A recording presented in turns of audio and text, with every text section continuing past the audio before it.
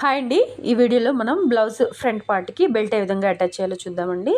దీంట్లో 2 లేయర్స్ ఉంటాయి కదా! ఫస్ట్ లైనింగ్ లేయర్‌ని ఈ విధంగా పట్టుకొని బ్లౌజ్ యొక్క రైట్ సైడ్‌ని దాని మీద పెడుతున్నానండి. ఈ విధంగా నీట్‌గా స్టిచ్ చేసుకుంటా వెళ్ళాలి. మధ్యలో సెంటర్ డాట్ వస్తుంది కదా! దాన్ని లోపలికి ఖర్చుని స్టిచ్చింగ్‌లోకి వెళ్ళకుండా ఈ విధంగా మడుచుకొని కుట్టుకోవాలి. ఇలా ఎందుకు మడిచి కుట్టుకోవాలనేది నేను వీడియో ఎండింగ్‌లో చెప్తానండి. ఒక స్టిచ్ వేసుకున్న తర్వాత ఇప్పుడు రెండో లేయర్‌ని బ్లౌజ్ మొత్తాన్ని నేను వీడియోలో చూపిస్తున్న విధంగా మడిచేసి సేమ్ చూసారు కదా! ఆ విధంగా మడుచుకొని దాన్ని అదే విధంగా సేమ్ ముందు స్టిచ్ దేని మీద ఏ విధంగా అయితే వేసామో కరెక్ట్‌గా ఆ స్టిచ్ మీదే పడేటట్టుగా వేసుకుంటా రావాలనమాట. ఇలా చేసేటప్పుడు మనం బెల్ట్‌ని కానీ, బ్లౌజ్‌ని కానీ ఏ విధంగాను మనం స్ట్రెచ్ చేయకుండా నీట్‌గా నిదానంగా స్టిచ్ చేసుకోవాలండి.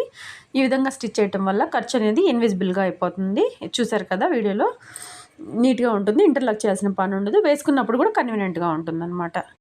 ఇప్పుడు అదే విధంగా ఇంకో సైడ్ ఏ విధంగా అటాచ్ చేయాలో చూద్దామండి. దీనికొచ్చేసరికి బ్లౌజ్ పార్ట్ అనేది కింది వైపుకు వెళ్ళింది.